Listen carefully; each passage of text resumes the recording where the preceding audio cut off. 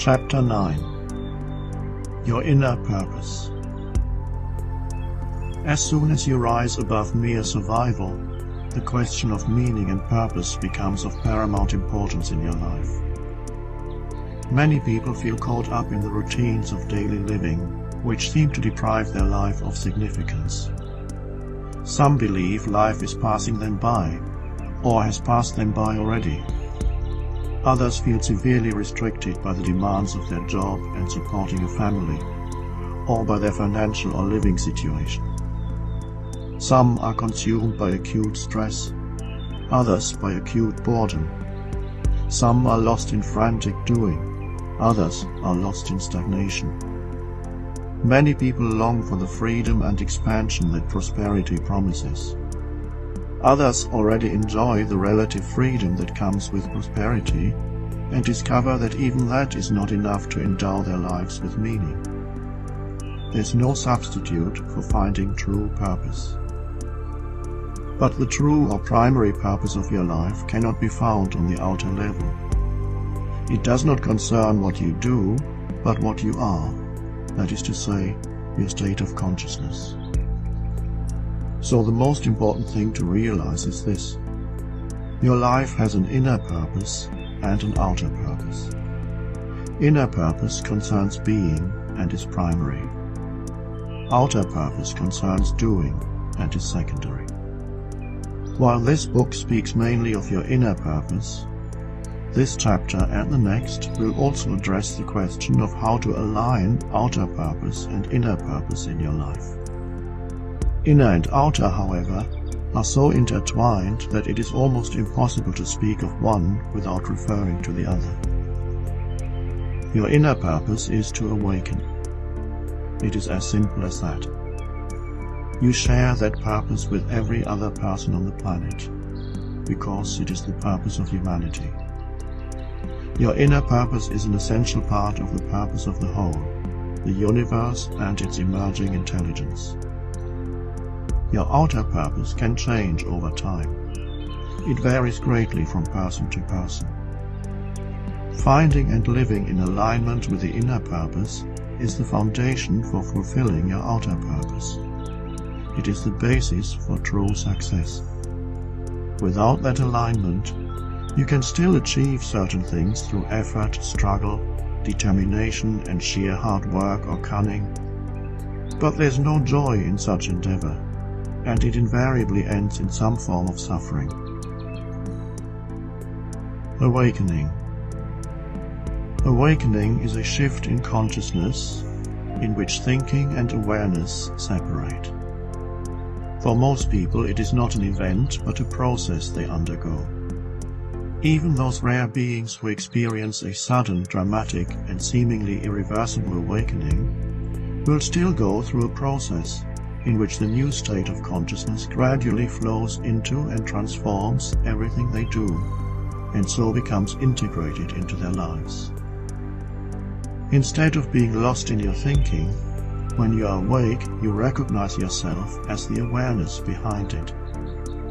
Thinking then ceases to be a self-serving, autonomous activity that takes possession of you and runs your life. Awareness takes over from thinking. Instead of being in charge of your life, thinking becomes the servant of awareness. Awareness is conscious connection with universal intelligence. Another word for it is presence, consciousness without thought. The initiation of the awakening process is an act of grace. You cannot make it happen, nor can you prepare yourself for it or accumulate credits towards it. There isn't a tidy sequence of logical steps that leads towards it, although the mind would love that. You don't have to become worthy first. It may come to the sinner before it comes to the saint, but not necessarily. That's why Jesus associated with all kinds of people, not just the respectable ones. There's nothing you can do about awakening.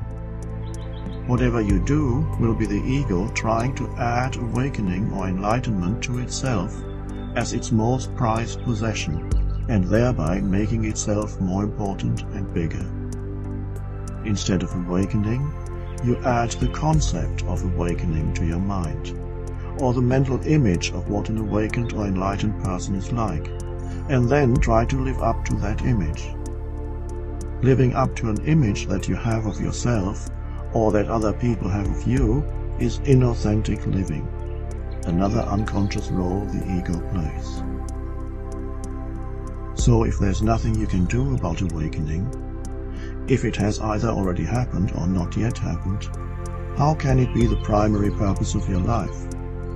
Does not purpose imply that you can do something about it? Only the first awakening, the first glimpse of consciousness without thought, happens by grace, without any doing on your part. If you find this book incomprehensible or meaningless, it has not yet happened to you. If something within you responds to it, however, if you somehow recognize the truth in it, it means the process of awakening has begun. Once it has done so, it cannot be reversed, although it can be delayed by the ego. For some people, the reading of this book will initiate the awakening process. For others, the function of this book is to help them recognize that they have already begun to awaken, and to intensify and accelerate the process. Another function of this book is to help people recognize the ego within them whenever it tries to regain control and obscure the arising awareness. For some, the awakening happens as they suddenly become aware of the kinds of thoughts they habitually think, especially persistent negative thoughts that they may have been identified with all of their lives. Suddenly, there's an awareness that is aware of thought but is not part of it. What is the relationship between awareness and thinking? Awareness is the space in which thoughts exist when that space has become conscious of itself. Once you've had a glimpse of awareness or presence, you know it firsthand. It is no longer just a concept in your mind. You can then make a conscious choice to be present rather than to indulge in useless thinking. You can invite presence into your life, that is to say, make space. With the grace of awakening comes responsibility. You can either try to go on as if nothing has happened, or you can see its significance and recognize the arising of awareness as the most important thing that can happen to you. Opening yourself to the emerging consciousness and bringing its light into this world then becomes the primary purpose of your life. I want to know the mind of God, Einstein said. The rest are details. What is the mind of God? Consciousness. What does it mean to know the mind of God? To be aware. What are the details? Your outer purpose, and whatever happens outwardly. So while you are perhaps still waiting for something significant to happen in your life, you may not realize that the most significant thing that can happen to a human being has already happened within you, the beginning of the separation process of thinking and awareness. Many people who are going through the early stages of the awakening process are no longer certain what their outer purpose is. What drives the world no longer drives them. Seeing the madness of our civilization so clearly, they may feel somewhat alienated from the culture around them. Some feel that they inhabit a no man's land between two worlds. They are no longer run by the ego, yet the arising awareness has not yet become fully integrated into their lives. Inner and outer purpose have not merged. A dialogue on inner purpose. The following dialogue condenses numerous conversations I've had with people who were looking for their true life purpose. Something is true when it resonates with and expresses your innermost being, when it is in alignment with your inner purpose. This is why I'm directing their attention to their inner and primary purpose first. I don't know exactly what it is, but I want some change in my life. I want expansion. I want to be doing something meaningful, and yes, I want prosperity and the freedom that comes with it. I want to do something significant, something that makes a difference in the world. But if you ask me what exactly I want, I would have to say that I don't know. Can you help me find my life purpose? Your purpose is to sit here and talk to me, because that's where you are and that's what you're doing. Until you get up and do something else. Then that becomes your purpose. So my purpose is to sit in my office for the next 30 years until I retire or get laid off? You are not in your office now, so that's not your purpose. When you do sit in your office and do whatever you do, then that is your purpose. Not for the next 30 years, but for now. I think there's some misunderstanding here. For you, purpose means what you're doing now. For me, it means having an overall aim in life, something big and significant that gives meaning to what I do, something that makes a difference. Shuffling papers in the office is not it. I know that. As long as you are unaware of being, you will seek meaning only within the dimension of doing and of future, that is to say, the dimension of time. And whatever meaning or fulfillment you find will dissolve or turn out to have been a deception. Invariably, it will be destroyed by time. Any meaning we find on that level is true only relatively and temporarily. For example, if caring for your children gives meaning to your life, what happens to that meaning when they don't need you and perhaps don't even listen to you anymore? If helping others gives meaning to your life, you depend on others being worse off than yourself so that your life can continue to be meaningful and you can feel good about yourself. If the desire to excel, win or succeed at this or that activity provides you with meaning, what if you never win or your winning streak comes to an end one day, as it will? You would then have to look to your imagination or memories, a very unsatisfactory place to bring some meager meaning into your life. Making it, in whatever field, is only meaningful as long as there are thousands or millions of others who don't make it. So you need other human beings to fail so that your life can have meaning. I'm not saying here that helping others, caring for your children, or striving for excellence in whatever field are not worthwhile things to do. For many people, they are an important part of their outer purpose. But outer purpose alone is always relative, unstable and impermanent. This does not mean that you should not be engaged in those activities. It means you should connect them to your inner, primary purpose, so that a deeper meaning flows into what you do. Without living in alignment with your primary purpose, whatever purpose you come up with, even if it is to create heaven on earth, will be of the ego or become destroyed by time.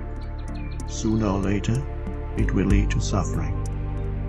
If you ignore your inner purpose, no matter what you do, even if it looks spiritual, the ego will creep into how you do it, and so the means will corrupt the end. The common saying, "The road to hell is paved with good intentions," points to this truth.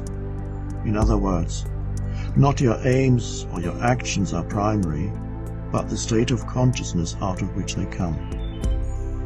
Fulfilling your primary purpose is laying the foundation for a new reality, a new earth. Once that foundation is there, your external purpose becomes charged with spiritual power, because your aims and intentions will be one with the evolutionary impulse of the universe. The separation of thinking and awareness, which lies at the core of your primary purpose, happens through the negation of time. We are not speaking here, of course, of the use of time for practical purposes, such as making an appointment or planning a trip. We are not speaking of clock time, but of psychological time, which is the mind's deep-seated habit of seeking the fullness of life in the future where it cannot be found, and ignoring the only point of access to it, the present moment. When you look upon what you do or where you are as the main purpose of your life, you negate time. This is enormously empowering. The negation of time in what you do also provides the link between your inner and outer purposes, between being and doing. When you negate time, you negate the ego.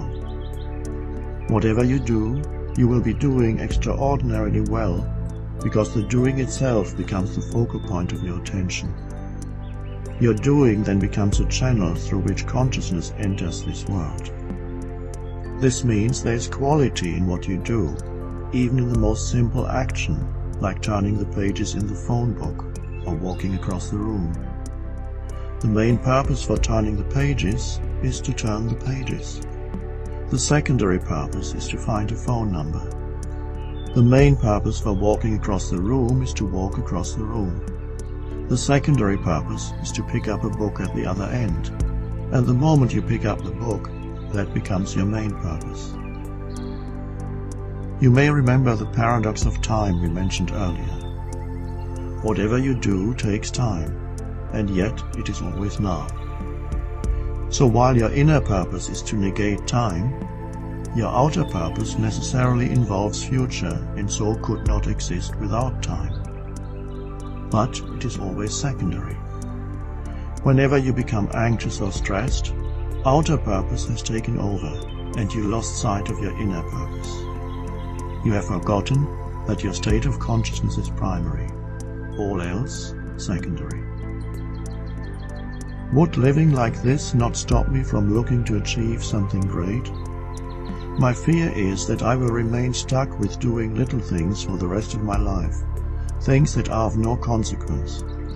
I'm afraid of never rising above mediocrity, never daring to achieve anything great, not fulfilling my potential. The great arises out of small things that are honored and cared for. Everybody's life really consists of small things. Greatness is a mental abstraction and a favorite fantasy of the ego. The paradox is that the foundation for greatness is honoring the small things of the present moment instead of pursuing the idea of greatness. The present moment is always small in the sense that it is always simple, but concealed within it lies the greatest power. Like the atom, it is one of the smallest things, yet contains enormous power. Only when you align yourself with the present moment do you have access to that power. Or it may be more true to say that it then has access to you, and through you to this world. Jesus was referring to this power when he said, "It is not I, but the Father within me who does the works," and "I can of my own self do nothing." Anxiety, stress, and negativity cut you off from that power. The illusion that you are separate from the power that runs the universe returns. You feel yourself to be alone again, struggling against something or trying to achieve this or that. But why did anxiety, stress, or negativity arise? Because you turned away from the present moment. And why did you do that? You thought something else was more important. You forgot your main purpose. One small error, one misperception, creates a world of suffering. Through the present moment, you have access to the power of life itself, that which has traditionally been called God. As soon as you turn away from it, God ceases to be a reality in your life, and all you are left with is the mental concept of God, which some people believe in and others deny. Even belief in God is only a poor substitute for the living reality of God manifesting every moment of your life. Would complete harmony with the present moment not imply the cessation of all movement?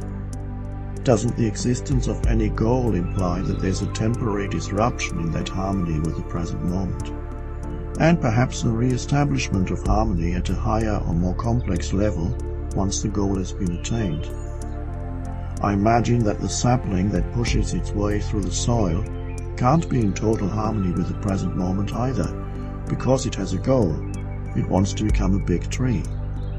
Maybe once it has reached maturity, it will live in harmony with the present moment.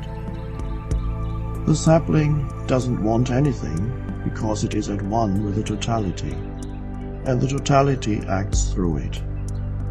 "Look at the lilies of the field, how they grow," said Jesus. "They toil not, neither do they spin. Yet even Solomon in all his glory was not arrayed like one of these." We could say that the totality, life, wants the sapling to become a tree, but the sapling doesn't see itself as separate from life, and so wants nothing for itself. It is one with what life wants. That's why it isn't worried or stressed, and if it has to die prematurely, it dies with ease. It is as surrendered in death as it is in life. It senses, no matter how obscurely, its rootedness in being, the formless and eternal one life. Like the Taoist sages of ancient China, Jesus likes to draw our attention to nature because he sees a power at work in it that humans have lost touch with. It is the creative power of the universe. Jesus goes on to say that if God clothes simple flowers in such beauty, how much more will God clothe you? That is to say, that while nature is a beautiful expression of the evolutionary impulse of the universe, when humans become aligned with the intelligence that underlies it, they will express that same impulse on a higher, more wondrous level. So be true to life by being true to your inner purpose. As you become present and thereby total in what you do, your actions become charged with spiritual power. At first there may be no noticeable change in what you do, only the how changes. Your primary purpose is now to enable consciousness to flow into what you do. The secondary purpose is whatever you want to achieve through the doing. Whereas the notion of purpose before was always associated with future, there's now a deeper purpose that can only be found in the present, through the denial of time. When you meet with people, at work or wherever it may be, give them your fullest attention. You're no longer there primarily as a person, but as a field of awareness, of alert presence. The original reason for interacting with the other person, buying or selling something, requesting or giving information, and so on, now becomes secondary. The field of awareness that arises between you becomes the primary purpose for the interaction. That space of awareness becomes more important than what you may be talking about, more important than physical or thought objects. The human being becomes more important than the things of this world. It does not mean you neglect whatever needs to be done on a practical level. In fact, the doing unfolds not only more easily, but more powerfully when the dimension of being is acknowledged and so becomes primary. The arising of that unifying field of awareness between human beings is the most essential factor in relationships on the new earth. Is the notion of success just an egoic illusion? How do we measure true success? The world will tell you that success is achieving what you set out to do. It will tell you that success is winning, that finding recognition and/or prosperity are essential ingredients in any success. All or some of the above are usually byproducts of success, but they are not success. The conventional notion of success is concerned with the outcome of what you do. Some say that success is the result of a combination of hard work and luck, or determination and talent, or being in the right place at the right time. While any of these may be determinants of success, they are not its essence.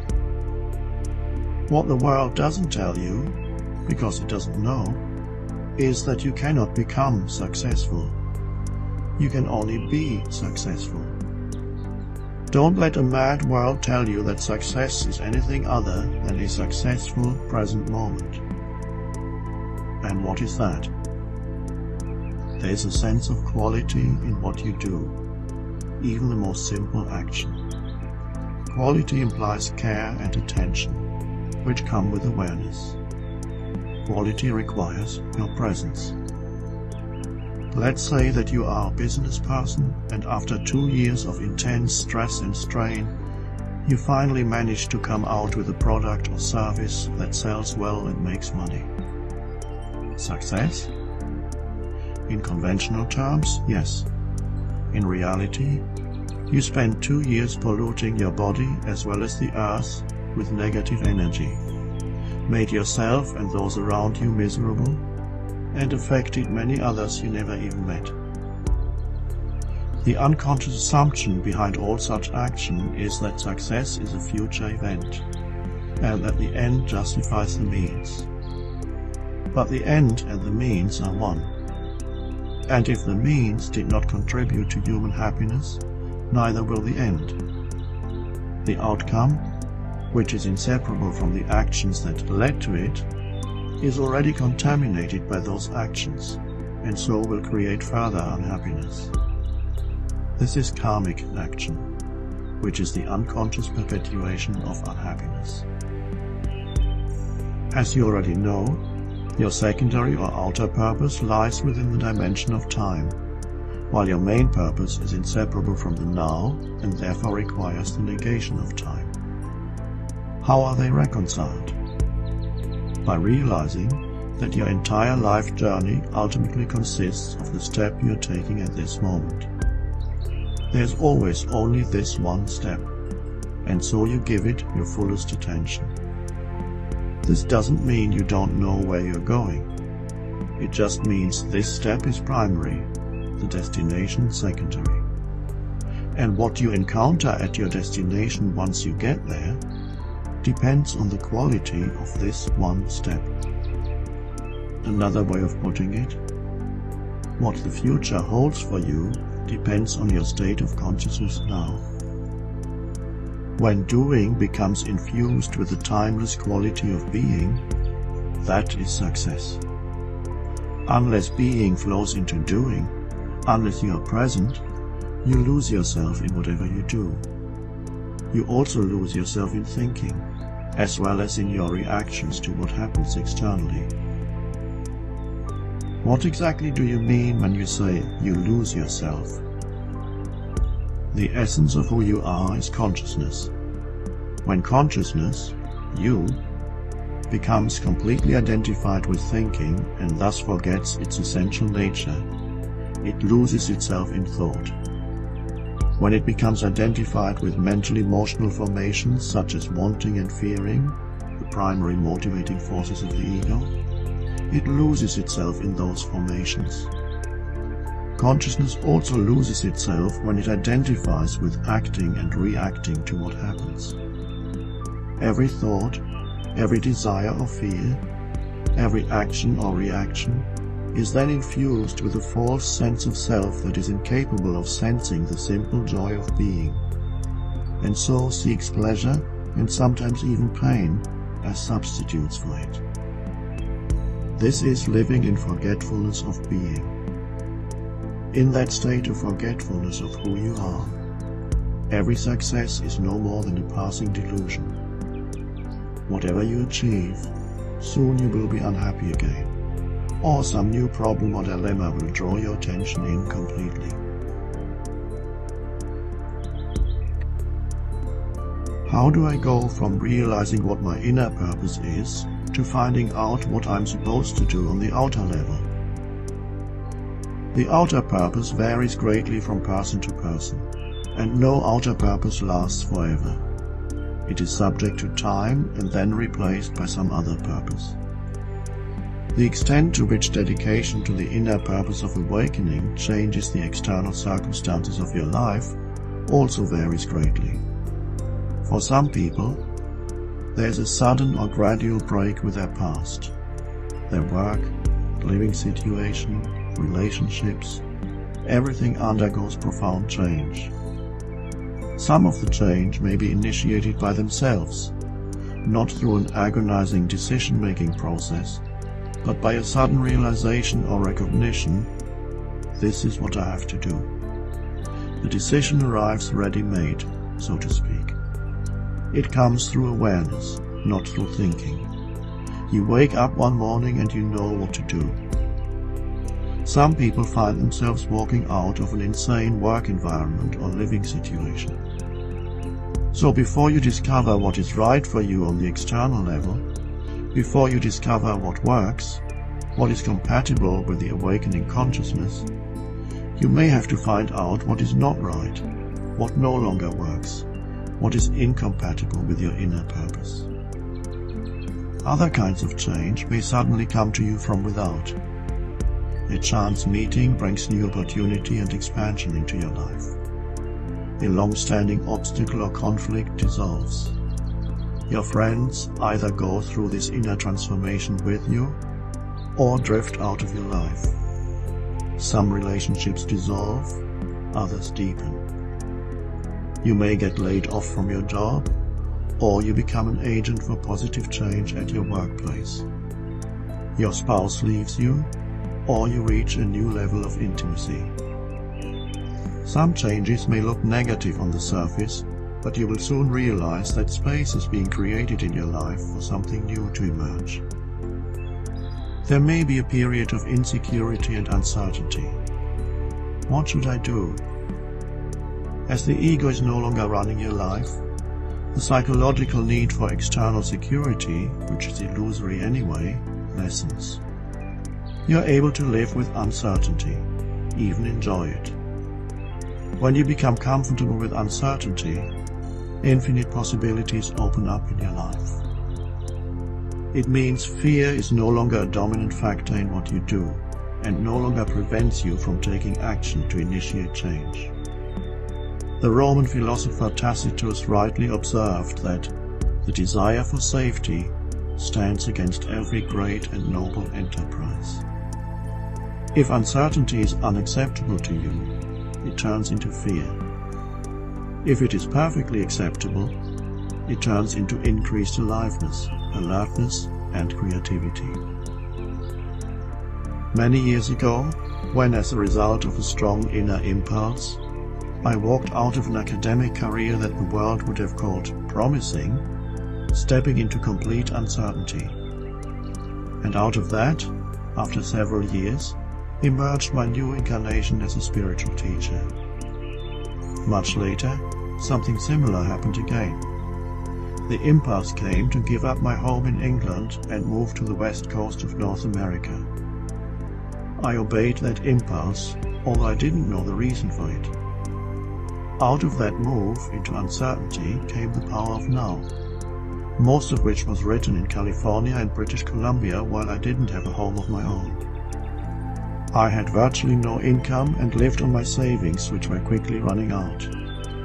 In fact, everything fell into place beautifully. I ran out of money just as I was getting close to finishing writing. I bought a lottery ticket and won $1,000, which kept me going for another month. Not everybody, however, will have to go through drastic change in their external circumstances.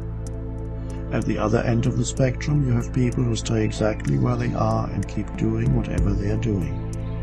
For them, only the how changes, not the what. This is not due to fear or inertia.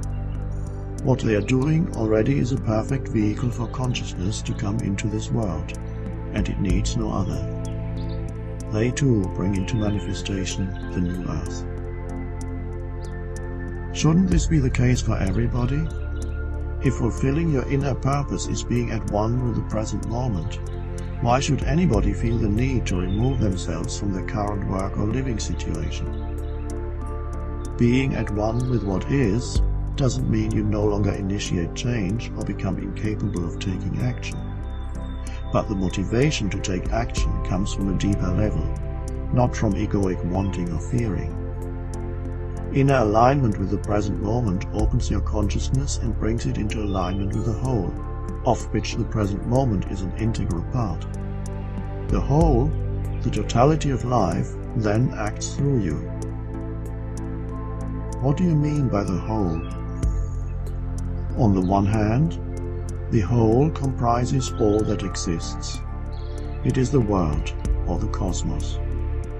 But all things in existence, from microbes to human beings to galaxies, are not really separate things or entities, but form part of a web of interconnected, multidimensional processes.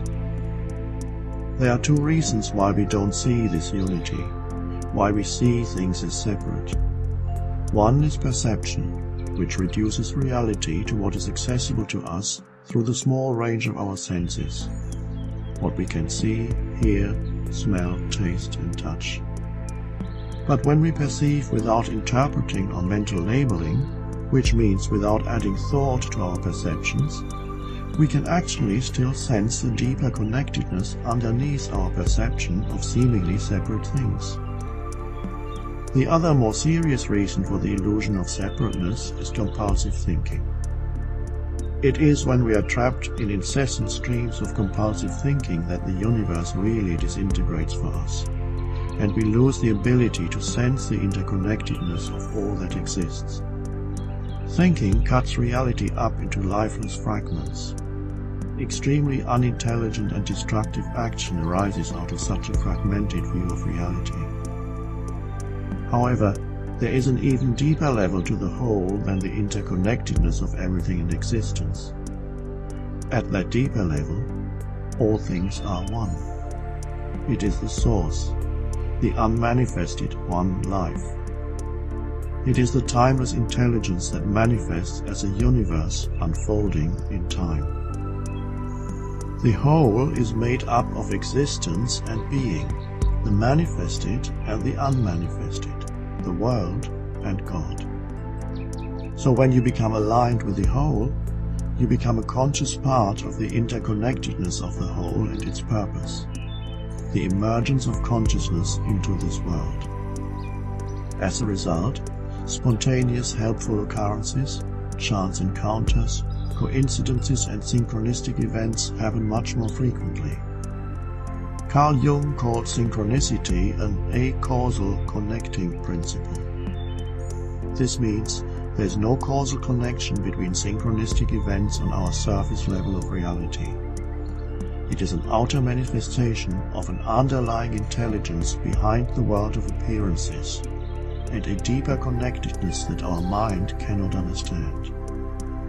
But we can be conscious participants in the unfolding of that intelligence, the flowering consciousness. Nature exists in a state of unconscious oneness with the whole. This, for example, is why virtually no wild animals were killed in the tsunami disaster of 2004. Being more in touch with the totality than humans, they could sense the tsunami's approach long before it could be seen or heard, and so had time to withdraw to higher terrain. Perhaps even that is looking at it from a human perspective. They probably just found themselves moving to higher terrain. Doing this because of that is the mind's way of cutting up reality, whereas nature lives in unconscious oneness with the whole. It is our purpose and destiny to bring a new dimension into this world by living in conscious oneness with the totality and conscious alignment with universal intelligence. Can the whole use the human mind to create things or bring about situations that are in alignment with its purpose? Yes. Whenever there is inspiration, which translates as in spirit, and enthusiasm, which means in God, there is a creative empowerment that goes far beyond what a mere person is capable of.